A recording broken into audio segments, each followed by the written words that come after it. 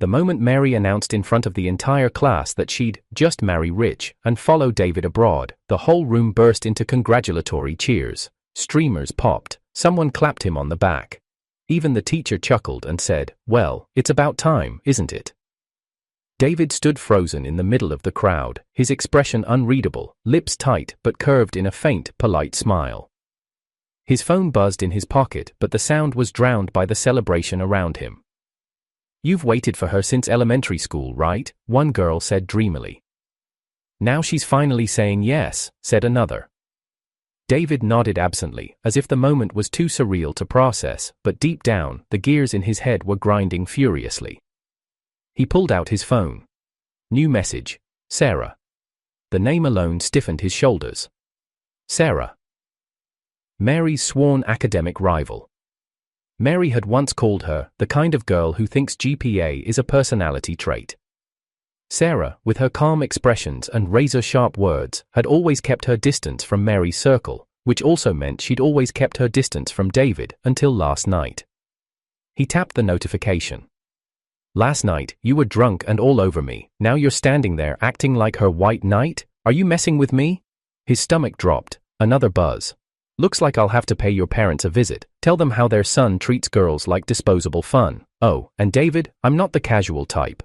For a moment, everything else blurred. The voices around him dimmed, the clapping faded. All he could hear was his own pulse thudding violently behind his ears. He looked up. Mary was beaming, posing, waving, pretending to be shy as classmates surrounded her. She had staged this, perfectly timed, perfectly framed. Everyone believed they were getting engaged, that they were finally, officially, a couple.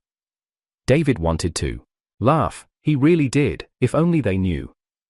Just 12 hours ago, he had been downing cocktails at a celebration party. Sarah had been there too, unusually quiet, but not cold. She had sat beside him. He vaguely remembered brushing against her arm, her perfume, the way her eyes lingered on him longer than necessary. He'd chalked it up to the alcohol, to imagination. He didn't even remember what happened after the 5th drink, but Sarah did. She remembered everything.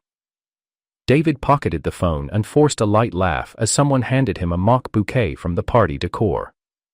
"So, when's the wedding?" George joked from the corner, raising a red plastic cup in salute. Mary turned to him and smiled sweetly. "That depends on David," she said. "But it's definitely time I stopped playing games and gave the boy what he's always wanted." The room erupted again. People whistled and hooted. Mary leaned in, whispering against David's ear, "You're welcome." He smiled. The same smile he had perfected over years of pretending.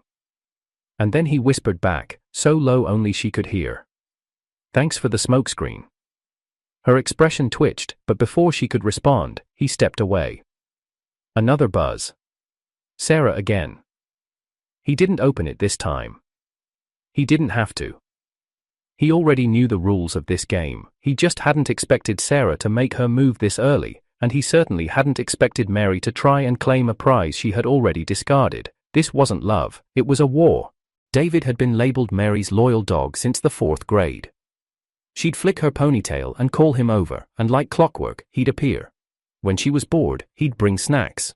When she was cold, his jacket would be on her shoulders before she even asked. The world saw him as obsessed, pathetic even, a boy so blindly devoted that he hadn't realized he'd become the punchline of his own love story. But what no one knew, not even Mary herself, was that the joke was never on David. It was on them. His father had a saying. Out of 10 women, 9 are manipulative, and the 10th is just learning faster than the rest. So if you're going to fall, raise the girl from childhood, make her think she chose you, when really, you raised her to choose no one else. David never quite agreed with the sentiment in full, but he'd be lying if he said it didn't shape his playbook. Mary was never the goal, she was the filter. From the moment he entered the elite private school his father forced him into, he realized he wasn't going to be popular, not with the loud confidence of rich heirs or the soft charisma of student leaders. His strength lay in watching, cataloging, simulating. So he picked Mary. She was loud, pretty, high maintenance, and attention-starved. She collected enemies like accessories and relished in being adored publicly and feared privately. David attached himself to her early.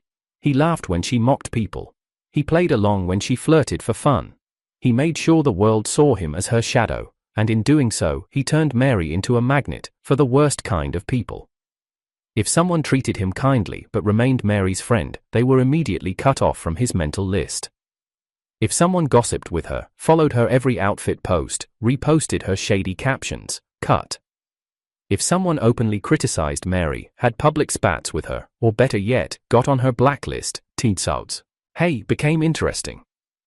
It was a slow process, but over the years, he built a web of quiet alliances and watched his circle purify itself.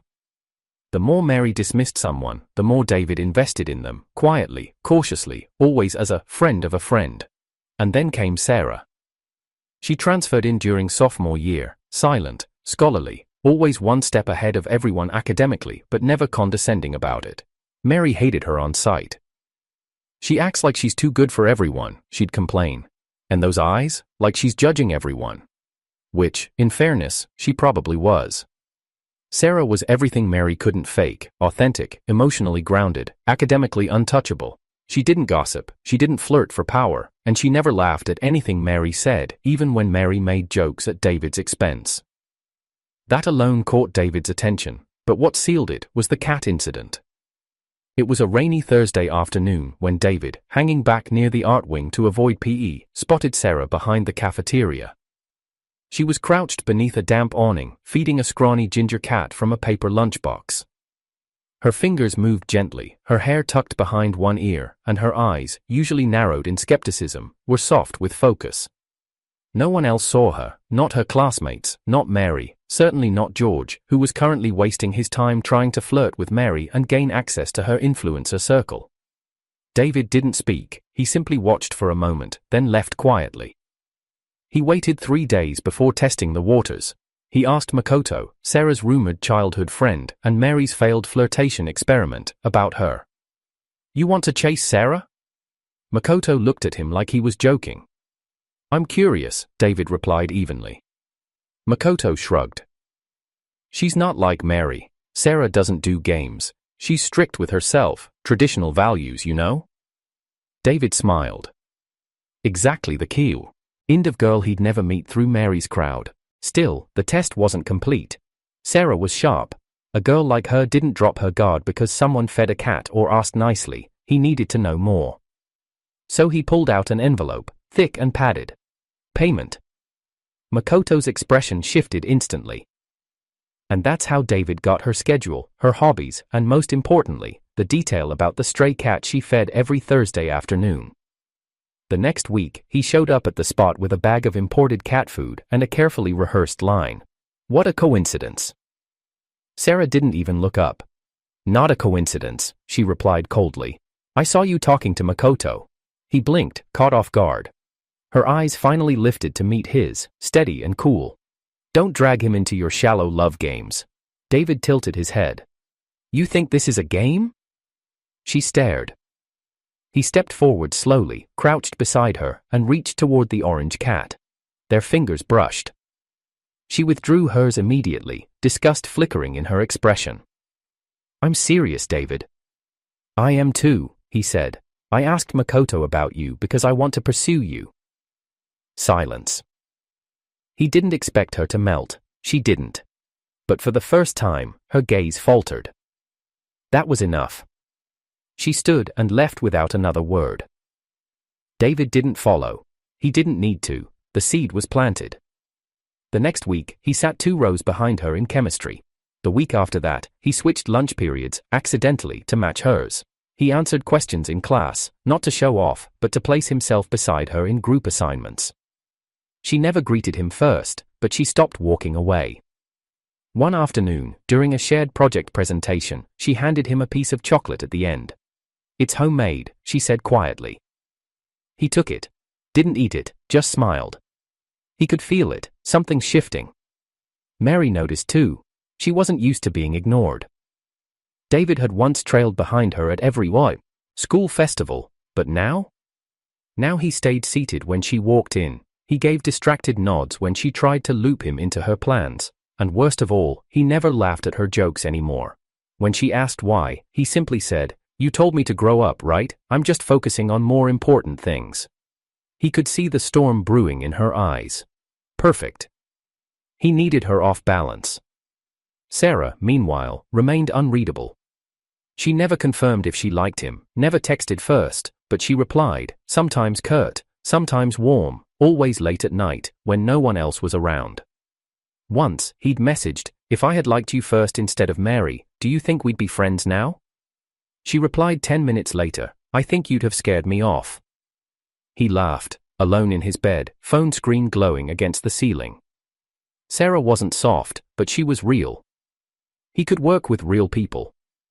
He just had to play the long game. And make sure Mary, queen of the crowd, never realized until it was too late that she was the test, not the prize. David was patient, too patient, some would say, but calculated patience was his favorite game. Sarah had become part of his daily routine now, without her ever agreeing to it. He, accidentally, appeared in the library section she used every Thursday. He started joining study groups she was assigned to, and when the seating chart changed, he mysteriously ended up one desk behind her. Every move was rehearsed, timed to perfection. When she turned a corner, he'd be adjusting his sleeve, as if by chance. When she dropped her notes, his hand would already be halfway down, brushing hers as he helped. His smile was always subtle, never loud, never obvious, like he was just there. And yet Sarah didn't bite. She never said anything rude, she didn't tell him to go away, but she didn't make it easy either. She spoke to him when necessary, gave short answers, and when she looked into his eyes, it was like she was sifting through every word he ever said for a lie. Still, David had cracked harder codes. He initiated Phase 2 during the annual campus cleanup day. It was a bright afternoon, they were picking up trash in pairs along the hillside walkway. Sarah, assigned with him by random draw, moved with quiet efficiency, gloved hands gripping a garbage bag. David followed slightly behind, matching her pace.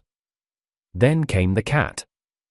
It wasn't the same orange one, but it was similar, fat, lazy, and overly confident.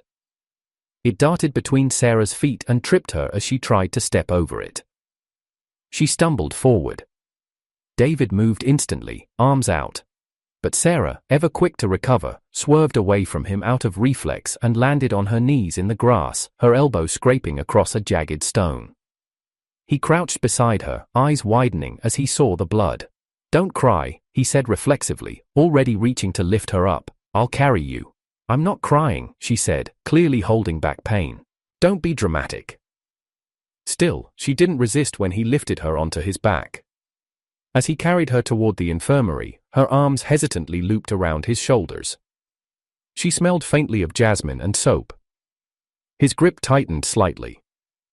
"You're really light," he murmured, mostly to himself. "Shut up," she hissed into his ear.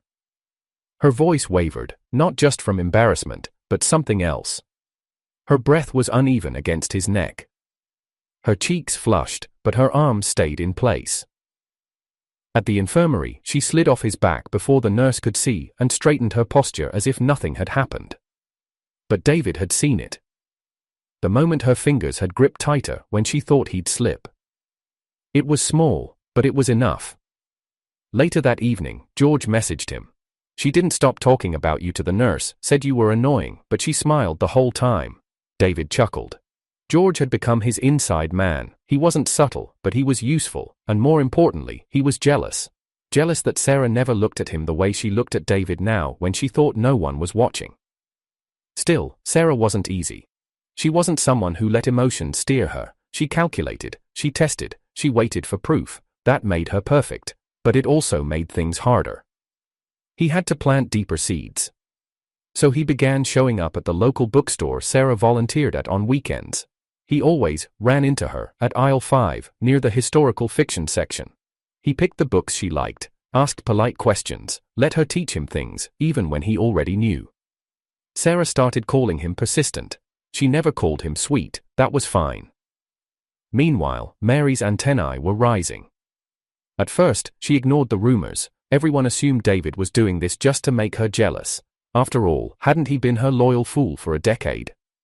But the third time she saw David talking to Sarah during lunch break, eyes focused, chin tilted slightly, smiling faintly, she snapped.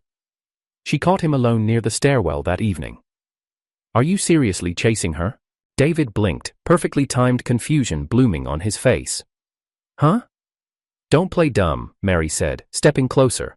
"Sarah, Are you actually trying with her? He tilted his head, faking hesitation. You told me to. What? Back then, he said softly. You said if I liked her, I should go for it, so I did. You forgot? Mary's lips parted, then shut again. He could see her working through the memories, trying to recall if she ever said that. Maybe she had, maybe it was in jest, maybe she never imagined he'd take it seriously. That was the beauty of it. She couldn't protest without sounding unhinged. Still, her jaw tensed. You were supposed to just act, not actually fall. David shrugged. It's just a crush, I'm sure it'll fade. He smiled then, the old stupid smile she remembered, the one that said I'm still yours. Mary exhaled, uncertain now. He walked away before she could recover. Back at home, David opened his texts to George. Operation Phase 3 complete, Mary's confused. George replied. And Sarah? David stared at the screen a while before replying. She's starting to wonder. The next day, David accidentally left his notebook on Sarah's desk. Inside it, she would find a short message tucked between chemistry notes. If you see through everything I do, does that mean you're watching too? When she handed it back, she didn't mention the note, but her eyes stayed on him for a second too long. Later that week, when the auditorium assignment board went up and listed event hosts, David Sarah, for the school showcase, she confronted him after class. This was Makoto's role, she said. Why are you up there? He held up his hands innocently. I guess they switched it. Makoto said he gave it up. Then I guess you know better than me, David said with a grin. Sarah narrowed her eyes. You paid him, didn't you? He didn't answer. She rolled her eyes. Desperate. David's smile didn't falter. Strategic. Her lips twitched. That night, she sent him a text. Do not mess this event up, I have standards. He replied. Then I'll aim to exceed them. She didn't respond. But at 1:13 a.m., she reacted to the message with a thumbs up. The war wasn't over.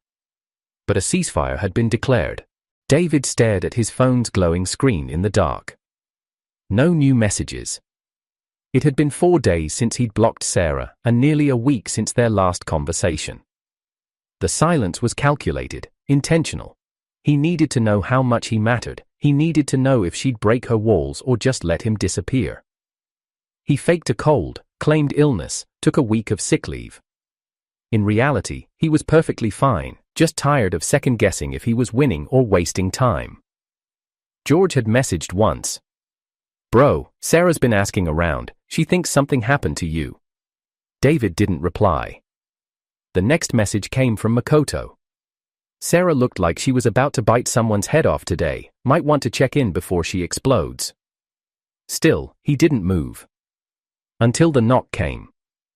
3 sharp, urgent taps at the front door. David sat up in bed, hair a mess, hoodie half-zipped like a boy halfway between illness and emotional exile. His mother's voice echoed faintly up the staircase. David, a girl's here to see you. He didn't need to ask who. He was already moving when he heard footsteps coming up. The door opened slowly. Sarah stood in the frame, slightly breathless, her bag clutched tightly in one hand. She wore a plain grey sweater over a crisp white shirt, her eyes scanning him from head to toe as if expecting to see tubes, bruises, or bandages. You're not dying, she said flatly. David blinked, voice rasping deliberately. Who says? Sarah stepped in, eyes narrowing. You look fine. Lovesickness doesn't show, he whispered. She stopped mid-step, frown twitching. That's not funny. I'm not laughing. You blocked me, she said. You disappeared. You ignored me, he countered. For 2 weeks. She folded her arms, but the defensive stance cracked slightly. I was busy. You're always busy, he said. That's the excuse you gave the last 3 times you dodged me. Silence. Sarah looked away, jaw clenched. Her eyes stayed fixed on the corner of his room, the framed photo of a cliffside flower David had taken a year ago. Its delicate petals faced the sky defiantly. Is that why you pretended to be sick? She asked finally. Just to test me? Maybe, he said. Or maybe I really did get sick waiting for someone who never showed up. She exhaled, shaking her head. then stepped closer. But suddenly, another voice echoed from downstairs. Mary. David's heart dropped. He cursed under his breath and walked across the room. Sarah followed, confused. From the hallway, they heard Mary's flirtatious voice. Auntie, I brought medicine. I heard David wasn't feeling well. I should take care of him, right? Sarah's eyes snapped toward the door. David didn't hesitate. He pulled her into the room fully and shut the door with a firm click. Then he turned the lock. Sarah stared at him. What are you doing? Saving us both from a scene. From her or from being seen with me?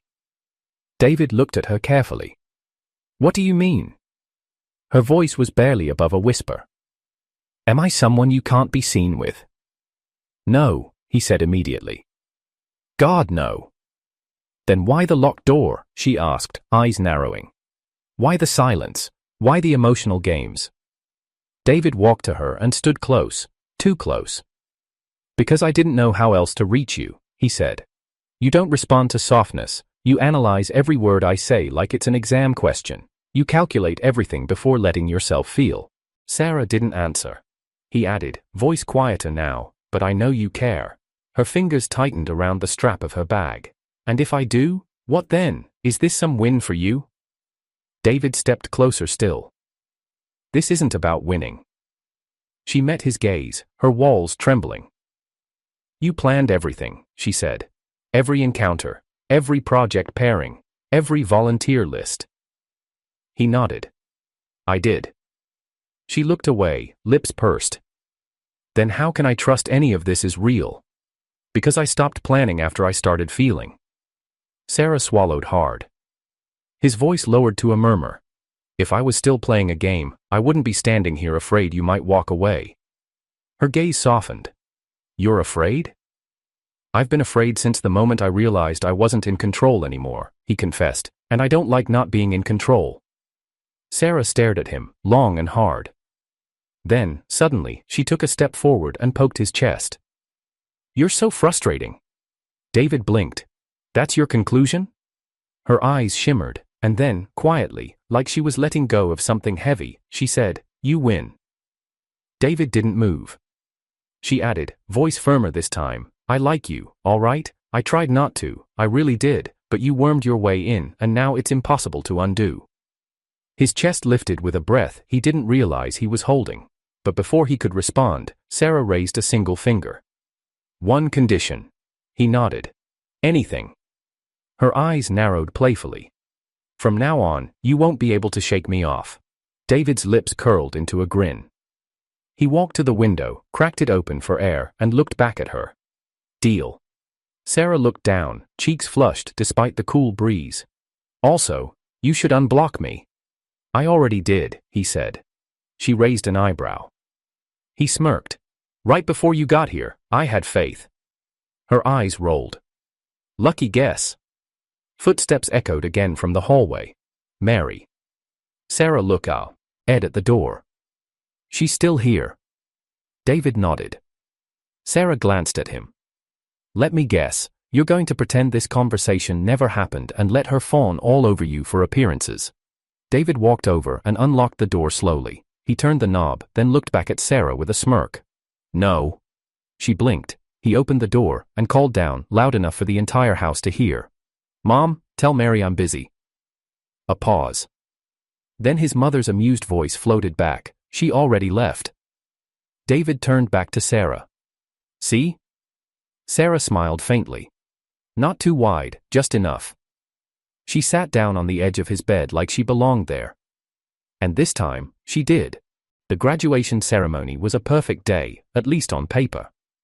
Golden banners flapped in the late spring breeze, folding chairs lined the courtyard in clean rows, parents filled the aisles with cameras and proud smiles, faculty members shuffled program notes with polished speeches, and standing center stage, side by side behind a mic, were David and Sarah. Co-hosts, their names printed on the event booklet, their voices guiding the transitions between performances and award announcements. Every time David handed Sarah the mic, his fingers brushed hers just slightly, just enough to be felt, not enough to be questioned. He didn't need to look at her to know she was smiling. He could feel it. They were coordinated now, in sync, the rhythm between them no longer forced, no longer calculated, just natural, a far cry from the cold stares and clipped sentences that had filled the months before. Everything was perfect until Mary stood up from the front row and walked toward the stage uninvited. The crowd murmured, confused. The program was still midway, no cue had been given. David's grip on the mic tightened. Sarah's eyes didn't follow her. She didn't need to. Mary walked slowly, deliberately, high heels clacking with confidence as if the ceremony had been arranged solely to spotlight her. She wore a custom-fitted white dress, shoulderless, elegant, designed to stand out beside the standard graduation robes. Her hair was curled into soft waves. Her lips were painted a delicate pink. She looked like she was ready for a press conference, not a school event. She stepped onto the edge of the stage and took the spare mic from the assistant. The MC tried to stop her. She smiled sweetly and waved him off. Then she turned to the crowd. "I just want to say something quick." Sarah's eyes finally moved, slowly, sideways. David remained still. Mary smiled, demurely at first, but with a fire behind her gaze.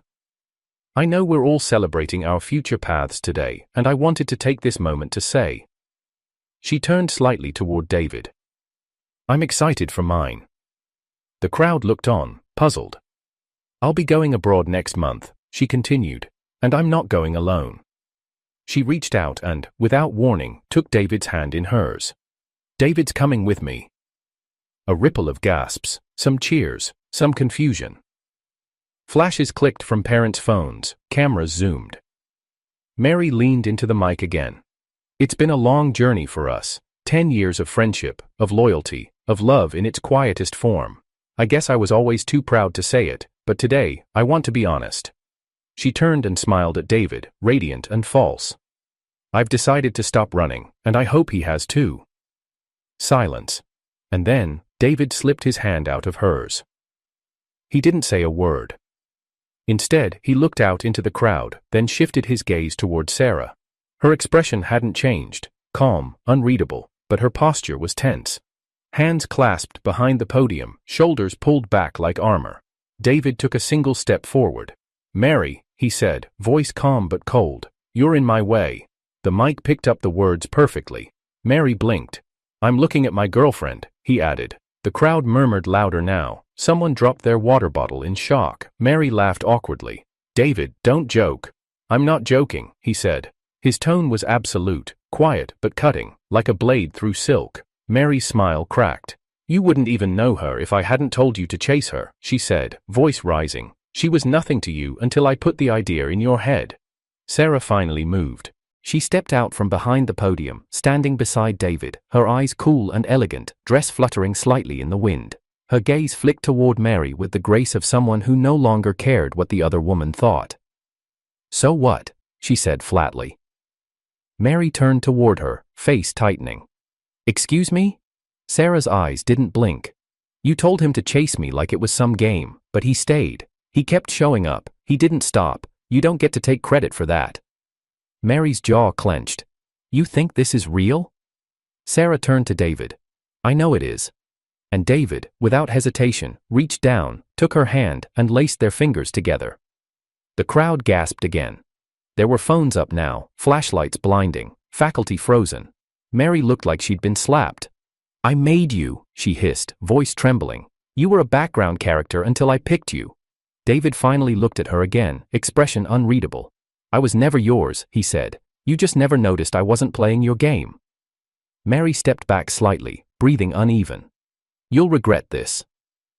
Sarah smiled faintly. "No, he won't." "I will," David said, "if I let someone like you keep holding the mic." He turned away, guiding Sarah gently off the stage, ignoring the chaos behind them. Someone tried to call him back to finish the event. He didn't even pause. As they reached the grass, Sarah whispered, "That was dramatic. I aim to impress." "You always do." Mary remained on stage, face blank, hands clenched tightly at her sides. Behind her, George muttered something under his breath. The mic picked it up faintly. "And she still thinks she's the main character." The assistant tried to recover the ceremony, but the energy was already gone. Somewhere off stage, two of Sarah's classmates whispered, "Did he really just call her his girlfriend?" No, he claimed her, in front of everyone. Sarah heard it, and for once, she didn't look away. The air in the car was heavy. Sarah hadn't spoken since she climbed into the passenger seat, and David hadn't dared to turn on the radio. They were parked in the shadow of the old university library, windows fogged slightly from the late evening humidity. The street lights flickered outside, casting a muted orange glow over Sarah's profile. She sat perfectly still, hands folded in her lap, gaze fixed out the window. But David knew her silence wasn't apathy, it was restraint, the kind that came before either a final goodbye or a sharp slap of the truth. He didn't know which one she was deciding on. "Say it," he said finally, voice low. Sarah didn't move. "You lied." David's fingers tightened on the steering wheel. "I heard you," she continued. "That day, in the dressing room. You told Mary that she was the one who told you to pursue me. You made it sound like it was all her idea, that I was just a pawn in your drama." David exhaled slowly, turning his head toward her. "It wasn't like that." She finally looked at him, eyes sharp and hurt all at once. "Then what was it, David?" He reached into his jacket pocket and pulled out his phone. "Look at this," he said, unlocking it and handing it over. Sarah stared at the screen, then back at him. "What am I supposed to find?" "Evidence." She hesitated, then took it. Her thumb scrolled cautiously. Message threads, contacts, pinned chats. The first was a contact named Perfect Score Crush Girl. Her brows lifted slightly. "Seriously?" David didn't flinch. "That's been your name in my phone since the second semester of junior year."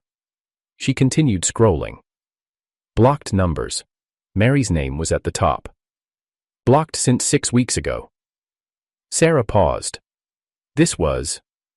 David nodded. "Before the dressing room incident, before I even told her I was serious about you."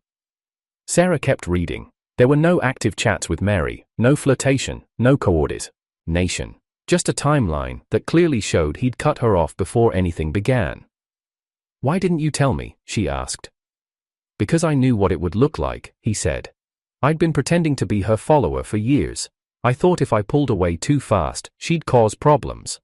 I needed her to believe I was still playing her game, long enough to protect what I was building." "What were you building?" David leaned his head back against the seat, eyes fixed on the ceiling of the car. "A system, a network, something real. I used her as a filter, Sarah. Every person she hated, I paid attention to. Every friend she lost, I approached. If someone was kind to me while staying out of her circle, I remembered them."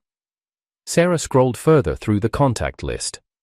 Alicia, bullied; George, academic; Makoto, survival mode; Tina, anxiety meds; Luis, eats alone.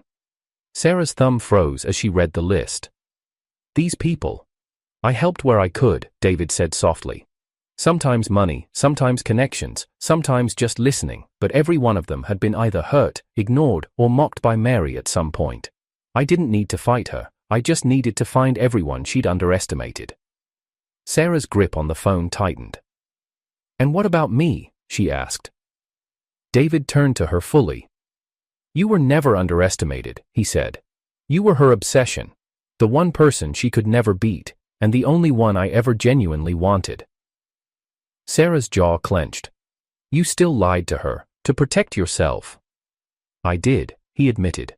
"And I'd do it again, because if I had told her the truth, she would have gone straight to you, and I didn't want her touching what was finally becoming something good in my life." Silence stretched again. Sarah handed the phone back slowly. She didn't smile, but she wasn't angry anymore either. "You're exhausting," she muttered. "I know. You're manipulative. Not anymore. You're still strategic. I won't apologize for that." She looked at him, eyes flicking up to meet his again. David hesitated, then added, "I'm done playing though. I'm not chasing shadows. I'm not hiding behind fake friendships. I'm not pretending." "Then what are you doing?" He reached over and took her hand, fingers gently lacing through hers. "I'm choosing you, fully, with everything." Sarah looked down at their hands, then back at him. "You already have."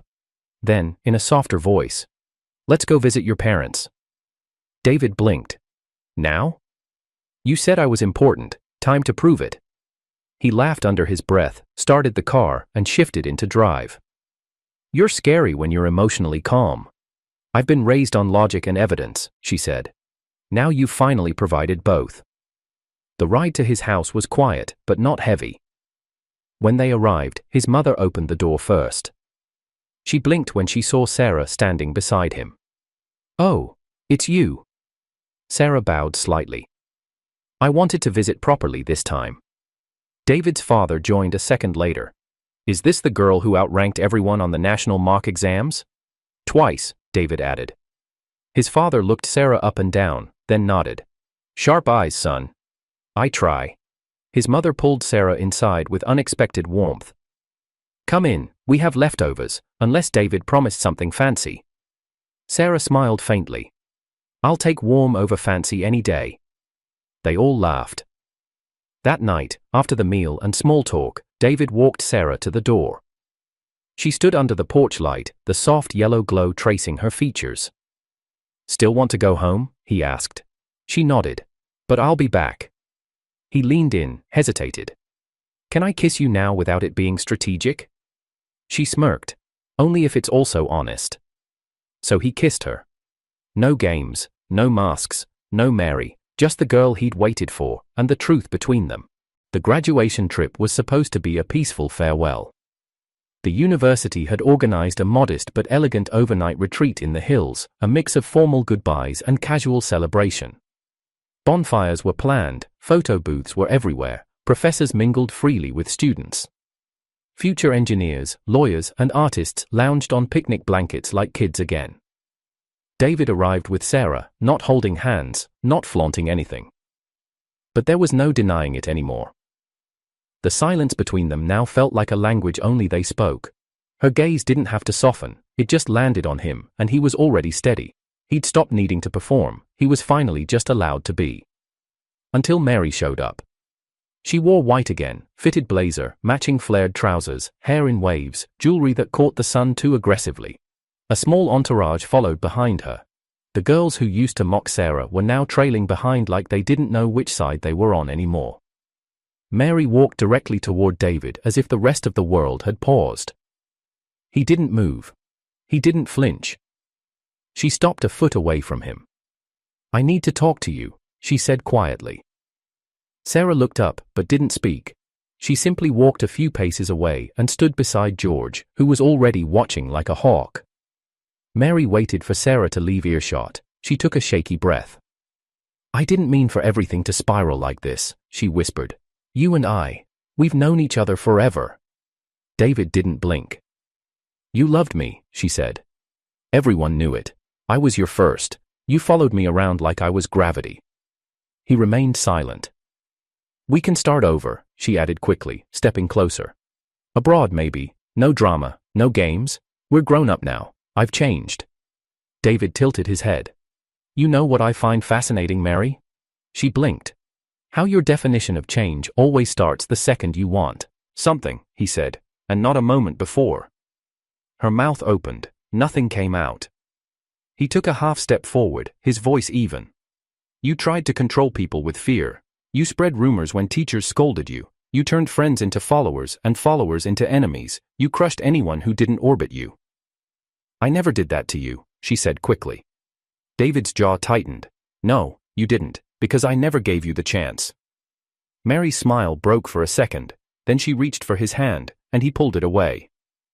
Who in their right mind, he said slowly, would date a girl who weaponizes rumors and calls it romance? She froze. You turned lies into currency, he continued, and you were rich in them. Tears welled in her eyes. David. He shook his head, and turned. Two security volunteers stepped forward discreetly. They weren't needed, but Mary refused to move. One of them gently tapped her elbow. I'm not causing a scene, she murmured. David didn't look back. But he heard her footsteps fading, slowly, defeated, escorted away from the crowd she once ruled like a queen. He met Sarah's eyes across the lawn. She didn't ask what was said. She didn't need to. Later that evening, as the sky turned indigo and the last golden light melted into the horizon, David sat beside George near the bonfire. She really thought you'd go with her, George said. David passed him a drink. She's been the main character in her mind for too long. George chuckled. And now? David looked towards Sarah, who was laughing with Alicia and a few others around a marshmallow skewer. Now she's background noise. University life began 2 weeks later. David majored in business and technology innovation. Sarah entered a dual-degree program in law and data ethics. George, ever the academic workhorse, dove into applied research in cognitive computing. They all thrived. Sarah was voted student council director within her first semester. David's internship proposals were accepted across 3 departments. George, surprisingly, started dating Alicia after they both co-presented a case study and nearly fought over the conclusion slide. But David never stopped building. The network he'd started in high school continued to evolve, now cleaner, more genuine. People came to him for insight, collaboration, even quiet mentorship. He no longer needed a toxic presence to define who to trust. He had become his own filter. Still, Sarah remained his center. It wasn't dramatic. She never demanded flowers or attention, but she knew every detail of his routine, and he knew hers. They moved like partners. Equal, smart, unshakable. On their 1-year university anniversary, David asked Sarah to go for a walk. She wore a soft gray sweater and white sneakers, no makeup, just her and the moonlight, which shimmered gently over the campus lake. He walked with her in silence, then stopped beneath the archway where they'd once argued about everything. She looked at him, confused. "Are you lost?" He pulled something out of his jacket pocket, a ring box. She blinked. Inside was a delicate silver band, shaped like an elegant S, subtle, almost hidden within the curve of the design. Sarah stared at it, then looked at him. "Took you long enough," she said. "But yes," she added with a faint smirk. "I already decided a long time ago." David smiled. And for once, he felt no plan, no defense, no calculation. Just peace.